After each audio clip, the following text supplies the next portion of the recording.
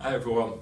Before we start today's food practical demonstration, I'd like to say a big well done to everyone who submitted photos of your peanut butter and jam flapjacks from last week. There was some really good outcomes, so well done to you guys. There was also some really good substitutions for ingredients. For example, putting honey in instead of peanut butter. So good use of initiative and adapting my recipe. Today we're going to make a tomato pasta with chicken and bacon. Okay, so if you think about this recipe, this is just a basic tomato pasta. Again, you can amend it and adjust it. So if you don't have any meat or you don't eat meat in your diets, you can substitute the meat for non-meat alternatives such as corn or tofu. Okay. Again, we're going down the route of 5 ingredients to make our dish. So there are some elements in here, again, you might add to. For example, you might put onions in there, you might put garlic. We're using some mixed herbs, but you might also put in some stock, so it might be chicken stock to add a bit more flavour to the dish. We are producing a 5 ingredient chicken, bacon and tomato pasta. Okay. The first step that we're going to do is put 500 millilitres of water into our saucepan. Now of course, if you've got a smaller saucepan, you've got to take that into consideration, otherwise it will boil over. Okay. We're not going to put the pasta in the cold water because that will start making it become a little bit more mushy as it cooks. Okay. So just pre-measured that, and I'm going to bring it up to the boil, so I'm going to put it on 5 or 6. That is now going to be taking a little bit of time to get to the boil. Please be careful, the saucepan's really hot and so is the hob. As the water's coming to the boil, I'm going to add my 100 grams of my pasta.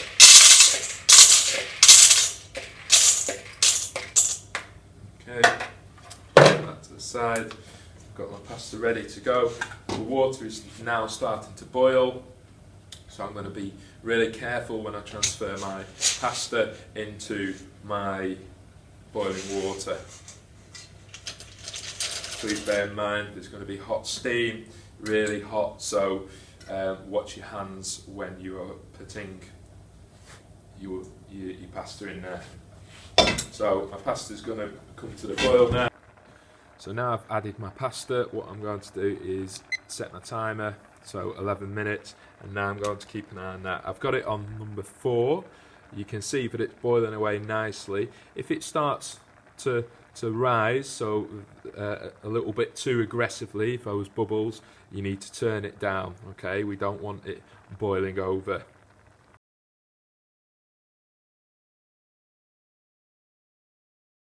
So now our pasta is on the boil, we are going to prepare our chicken and bacon. So we've got a couple of things to do, and we've got to always be careful when we're using our knife. When we are cutting, we have to use bridge and claw technique, so I'll show you a little close-up of that in a moment. Okay, before we start cutting, we just need to have a think about what we're going to be cutting down. What we want to take off is these white bits of sinew, okay, the bits that we don't really want in our dish.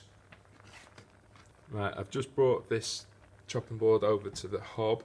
My hob is nice and cold. You should be chopping on a work surface rather than on top of the hob. Okay, I'm just doing it for demonstration purpose for the camera. You can see my first technique is the claw. So you can see if I bring my hand a little bit closer, I'm holding the chicken fillet and I'm cutting down the front of my nails. So if I slip, I'm only going one direction there. It's reducing the risk of me cutting myself. So that's the first one. So you can see I'm just taking that sinew off there, just tidying it up before I dice it. Be really careful.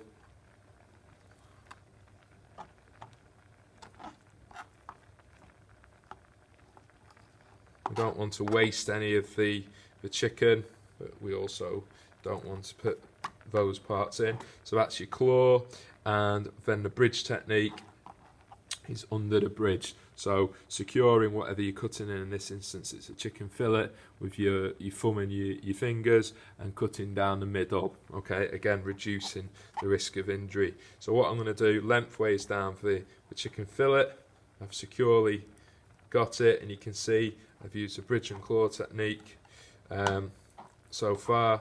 What I'm now going to do, I'm going to evenly portion it into dice, okay, even sized dice, okay. And the reason that we are cutting it into even size is to make sure it cuts evenly.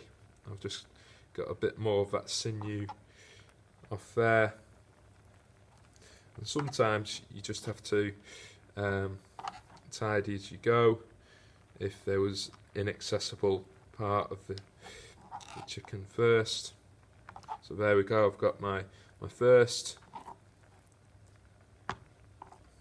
half of the fillet done. Second, same again, I'm trying to portion them evenly. Again, bridge or claw, so in this instance I'm using the claw because of where I can hold the chicken. And again, what I'm going to do now is repeat with my second fillet.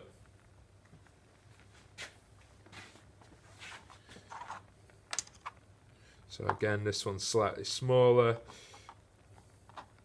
just a bit tidier. Just take a bit of that sinew off. And again, I'm going to cut lengthways, so bridge. I'll just move it over a little bit more so you can see. Straight through. At every point, being really careful with the knife.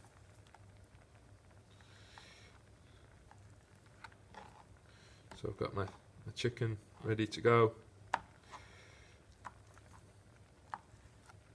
and what I'm going to do is just put that to the side, and I'm going to get rid of my excess.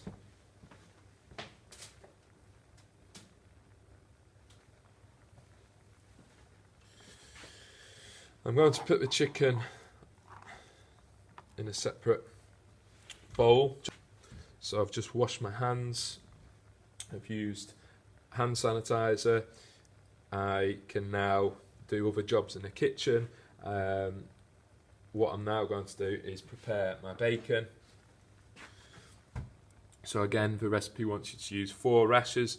Again, we can start thinking about some of the saturated fat on this piece of meat, so you might want to trim down this part of the bacon so there's less saturated fat. And again, I'm just going to trim it down. I'm going to trim some of the bacon fat, some of the, okay, but that's where a lot of the flavour is, so I'm going to keep a little bit of it. So again, I'm going to use the claw,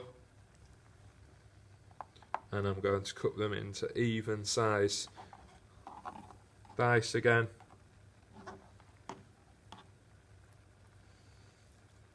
Might layer them up just to speed that up.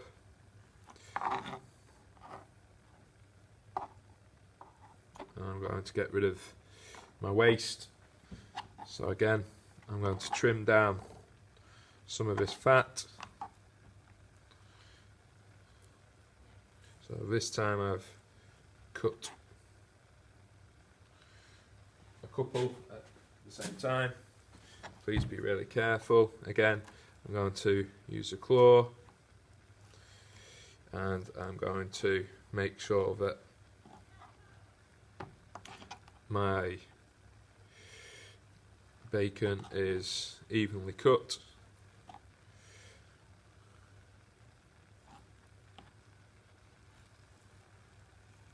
Just so it cooks evenly.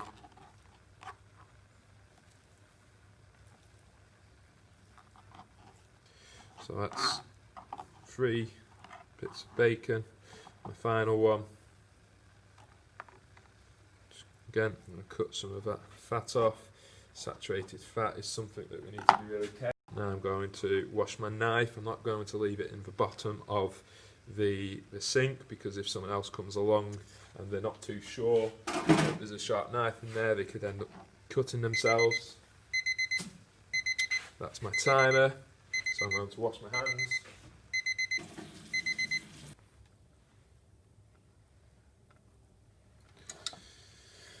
So I'm going to take the pasta off the heat. You can see the fork goes into it. It's not too crunchy. It's not started to go mushy. I will probably give that another 1 minute. Okay, so I'll put my timer on for a further 1 minute.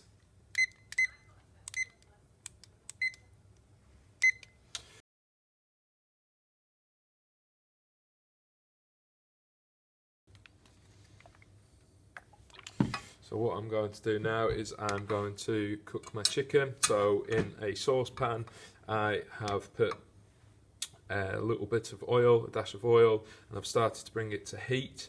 I need a mixing spoon for this. My pasta has come off the heat now, and it's just sitting in that water. I'm going to use a colander to drain it in a moment once my chicken is cooking. I would usually use a frying pan for this. However, I don't have a large enough frying pan for the amount that I'm going to be frying, so that's why I'm using a saucepan. I'm going to add the chicken, and I'm going to start cooking it. I'm going to start cooking it, and it's going to start going white, so you can see straight away because the pan was hot. I'm going to cook that for a few moments, and what I'm going to do now is my pasta has had its time. I am going to test it with a fork. You can see that it's not mushy. It's probably a little bit less al dente than I was talking to you about, but it's not that firm. Okay, it's entirely your taste.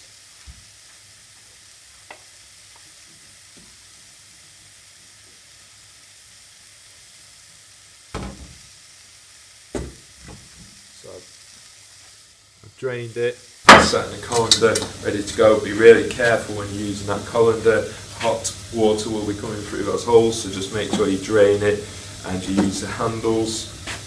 Okay. So what we're looking for is we're starting to get the chicken to cook through. We'll start getting a bit of golden brown colour. Before I add that bacon, I want to just make sure that it's seared and there's no pink. You can see that we're almost there, and I'm now going to add my bacon. So if I was cooking this at home, the way that I'd know that it is cooked is I'd actually cut the chicken in half. I just make sure it's not translucent and it's white all the way through. Might have a golden brown. It might be golden brown on the outside, but we want to make sure that it's cooked all the way through. In industry, at school, we'd use a temperature probe, so we check that it's up to 75 degrees C, okay, and that way we know that it's cooked all the way through.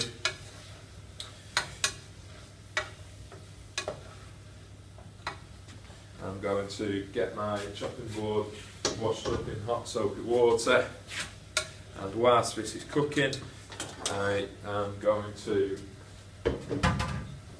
get my chopped tomatoes open, ready to go. Again, be really careful with the edge of the tin, it's very sharp. So it'll probably take about 10 minutes to cook that chicken. You can see that it is, on the outside it looks like all the chicken and bacon is cooked. So what I would do, like I was saying, is I would check the centre Now ideally you'd use a bigger pan so it would fry rather than, it's essentially boiling right now, but a bigger frying pan, less ingredients, would start getting that golden brown colour on that I was talking to you about. So now that the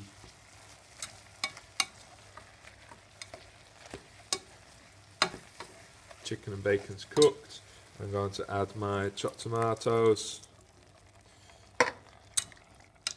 I'm going to add my 2 pinches of herbs.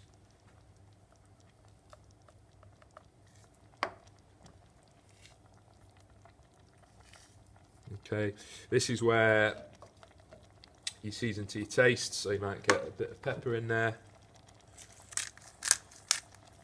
You might add a bit of salt. And what you're going to do is you're going to let it simmer. Cook that all the way through.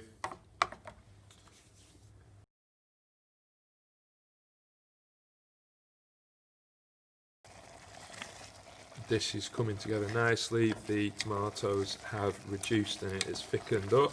So it's a nice thick tomato sauce. I've tested that the chicken is at 75 degrees and over, and I've cut one in half just to make sure that it is cooked through. What I'm now going to do is add my pasta into the mix and just cook for another minute or so.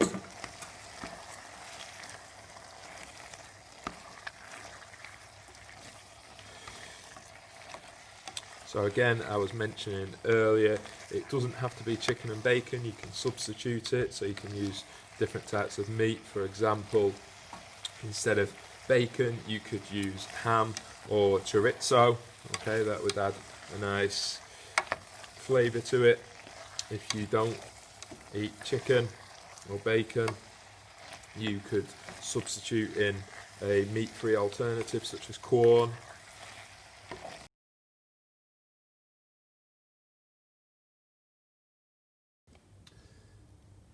Here's my final outcome. You can see that it's made 2 portions. If you increase the amount of quantities, so you might double the amount of pasta in there and double the amount of chopped tomatoes, the amount of portions you might be able to increase. You might also include additional ingredients such as spinach to add a different dynamic and another texture in there. Please send in your photos of your finished chicken, bacon and tomato pasta. You can submit it via Google Classroom or send it to the technology email. Okay, good luck guys.